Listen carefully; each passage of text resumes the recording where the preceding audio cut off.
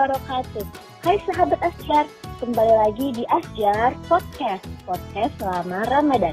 Bersama saya Wanda dan rekan hebat saya Ibam. Oke Kak Wanda, kali ini kita kedatangan mahasiswa FKG USU. Ini tinggal di Medan, ya karena emang di Medan kan, lagi lockdown, lagi corona juga, jadi di Medan terus. Oke, kali ini dia mau bawain tema, gak jauh-jauh dari fakultas dia nih, cara menjaga kesehatan gigi dan mulut selama berpuasa. Oke, langsung saja kita sambut ya, Putri Ranti Syahrani. Oke, Assalamualaikum warahmatullahi wabarakatuh.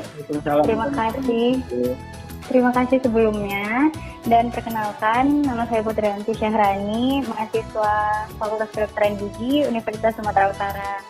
Yeah. Nah, jadi kesempatan kali ini mau sharing nih tips gimana sih kita bisa menjaga kesehatan gigi kita selama kita berpuasa gitu kan.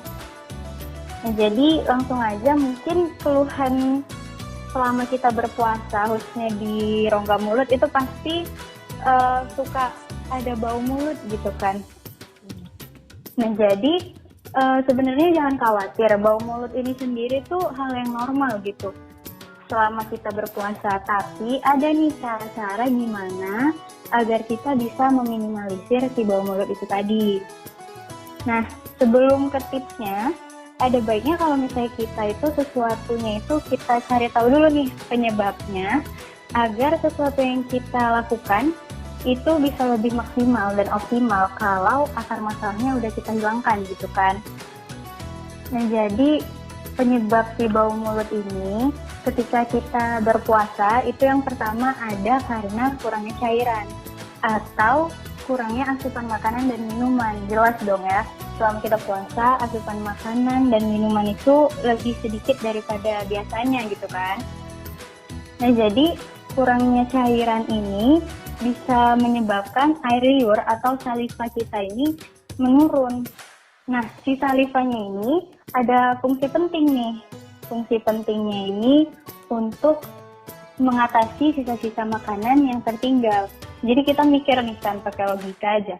Kalau lah misalnya si air liur yang penting ini produksinya turun, terus siapa yang ngatasi sisa-sisa makanan yang tertinggal tadi gitu kan? Nah, jadi sisa-sisa makanan yang ada di mulut kita tadi itu diurailah sama bakteri yang ada di mulut kita menjadi senyawa sulfur dan amonia, yang mana sulfur dan amonia inilah yang menyebabkan bau nggak sedap yang keluar dari mulut kita itu tadi. Terus penyebab yang kedua itu bisa jadi karena gigi yang berlubang. Nah, jadi ini gigi berlubang nih kan. Di dalam lubangnya itu bisa terdapat banyak bakteri yang tumbuh. Di dalam lubangnya itu bisa juga terdapat sisa-sisa makanan yang nyangkut di dalamnya. Jadi ada baiknya sebelum kita berpuasa bisa kita konsultasikan ke dokter agar bau mulutnya itu nggak berlebihan gitu. Terus penyebab bau mulut saat berpuasa itu yang ketiga ada karena gaya hidup yang nggak baik. Contohnya itu merokok atau mengkonsumsi alkohol gitu. Nah, karena teman-teman udah tahu penyebab dari bau mulut itu tadi, kita masuk nih ke tips gimana cara menghilangkan si bau mulut dan menjaga kesehatan mulut kita selama berpuasa. Jadi di sini saya ada 6 tips yang saya rangkum.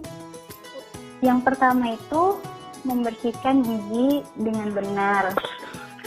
Jadi yang harus kita garis bawahi di sini itu adalah kata-kata dengan benar gitu kan. Selama ini teman-teman kira-kira sikat giginya udah dengan benar belum sih gitu kan? Dan gimana sih sikat gigi yang dikatakan benar gitu? Jadi ada beberapa hal yang harus kita perhatikan selama sikat gigi. Yang pertama itu kita perhatikan dulu nih kondisi sikat giginya. Mungkin teman-teman pakai sikat gigi yang bulu-bulunya itu udah mekar gitu kan, atau pakai sikat gigi yang bulunya udah botak semua gitu. Jadi itu bisa diganti setiap 3 bulan sekali, jangan dipakai kalau misalnya udah kondisinya nggak layak gitu. Baru yang kedua itu yang harus diperhatikan durasinya. Durasi kita menyikat gigi itu minimal 2-3 menit ya. Lalu jangan lupa ini nih yang sering banget nih orang kelupaan atau nggak tahu mungkin ya. Jangan lupa untuk membersihkan lidah gitu. Jadi mungkin teman-teman udah sikat gigi nih, tapi lidahnya nggak dibersihkan, itu sama aja. Jadi ada alat untuk bersihin sikat gigi, atau kalaupun nggak ada, bisa juga dipakai bagian belakang sikat gigi itu loh. Kan ada beberapa sikat gigi yang bagian belakangnya itu bisa digunakan untuk membersihkan lidah. Permukaannya lebih kasar tuh biasanya. Baru yang harus diperhatikan itu, kita sehari itu 2 kali tuh sikat gigi. Apalagi kalau bulan puasa nih, kita sikat gigi yang pertama itu setelah kita sahur. Jadi kalau misalnya yang merasa ngantuk atau apa, cobalah untuk sikat gigi dulu setelah sahur. Terus yang kedua itu sesudah kita berbuka puasa. Jadi sesudah berbuka puasa atau sebelum tidur. Buat teman-teman, coba dari sekarang terapkan kata-kata jangan tidur sebelum sikat gigi ya. Soalnya sikat gigi sebelum tidur itu benar-benar penting gitu kan. Lalu yang harus diperhatikan juga, kita bisa nih bersihin sela-sela gigi kita dengan namanya dental floss. Jadi mungkin sikat gigi aja nggak optimal gitu kan. Bisa dipakai dental floss untuk sela-selanya. Terus bisa juga pakai mouthwash gitu. Lalu tips yang kedua itu, perbanyak makan sayur dan buah. Nah, kenapa makan sayur dan buah? Sayur ini sebenarnya banyak gitu ya fungsinya bagi tubuh, terutama bagi mulut juga.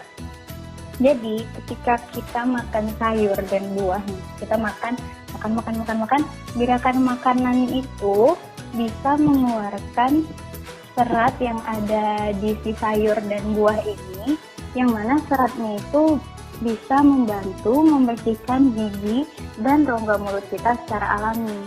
Nah, kita juga disunahkan nih kan makan kurma setelah berbuka gitu kan.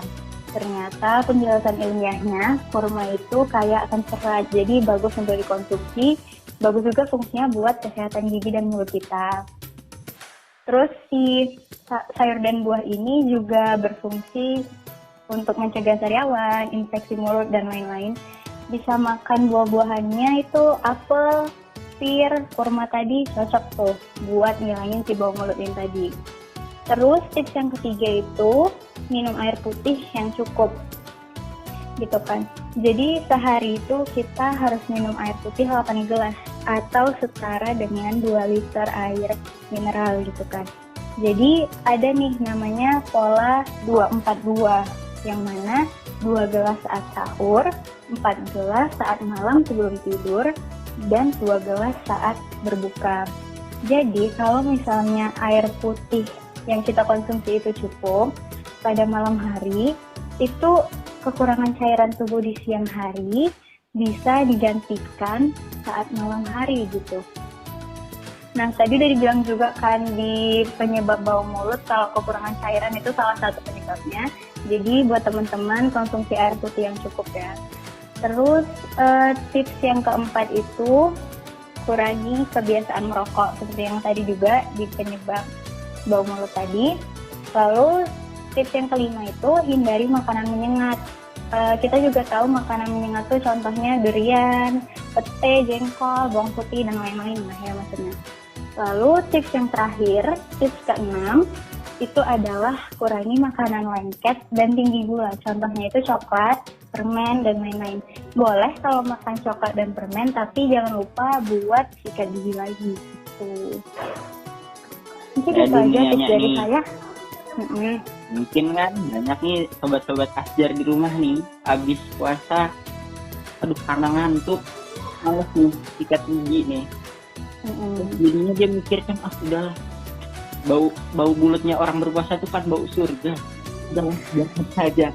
Jadi menurut Putri nih, apa dampaknya kalau nggak sikat gigi habis sahur nih? Oke, jadi kalau kita nggak sikat gigi setelah sahur nih ya, itu pasti dampaknya ke sehari-hari. Pasti ya yang tadi lah, bau mulut udah pasti tuh. orang yang sikat gigi setelah sahur aja mungkin tetap bau mulut tapi lebih sedikit. Apalagi dia yang nggak mau gosok gigi gitu kan, nggak mau sikat gigi. Pasti bau mulut itu satu. Terus bakteri-bakteri dalam mulut itu berpesta-pesta mungkin ya, karena senang nggak dibersihkan, sisa makanannya tertinggal. Mungkin seperti itu. Oh, gitu. Dengerin tuh sobat-sobat Asjar tuh, jangan lupa untuk sikat gigi setelah sahur, nggak pada pesta. Mungkin tips yang akan Putri berikan nih untuk sobat-sobat Asjar di rumah yang lagi berpuasa, gimana cara jaganya nih mulutnya. Terus kalau mulutnya mungkin ada yang habis buka puasa terus ditusuk-tusuk nih pakai tusuk gigi, terus bisa sampai berdarah. Itu gimana ya Putri? Oke, jadi kalau perihal tusuk gigi itu saya juga pernah baca gitu ya. Sebenarnya nggak baik untuk pakai tusuk gigi itu tadi karena dia bisa merusak gum apa sih namanya yang bagian merah itu. Jadi sebenarnya nggak bagus buat kita pakai tusuk gigi. Kalaupun mau membersihkan sela-sela gigi bisa pakai dental floss tadi atau kita sikat nih pakai sikat gigi gitu. Kalau saya sih dikurangi lah kebiasaan yang saya pakai tusuk gigi itu, karena saya juga pernah baca. Mungkin ada closing statement dari Putri untuk sahabat Asjar yang sedang menyaksikan podcast ini. Untuk teman-teman yang mungkin sedang dengerin podcast ini, semoga info yang saya berikan itu bisa bermanfaat dan jangan lupa diterapkan juga di kehidupan sehari-hari secara disiplin ya. Karena kita tahu kebersihan adalah sebagian dari iman. Jadi mulailah menjaga kebersihan mulai dari hal yang kecil. Salah satunya itu kebersihan rongga mulut kita. Dan buat teman-teman, stay healthy and stay happy ya. Sudah. Oke, terima kasih banyak kepada Putri ini yang telah nyampein darinya. Jadi sobat, sama-sama. Jangan mikir kalau bau mulutnya itu bau surga ya. Nyiumnya itu tidak seperti di surga. Ya mungkin sampai di sini dulu ya sahabat Asjar, teman kita hari ini. Jangan lupa pantengin YouTube kita terus karena setiap hari bulan Ramadan jam 5 sore bakal ada yang baru. Oke, sekian dari kami, Ibam dan Wanda. Bila ada salah-salah kata, mohon dimaafkan. Dan kepada Allah kami mohon ampun. Wabillahi taufiq wal hidayah. Wassalamualaikum warahmatullahi wabarakatuh.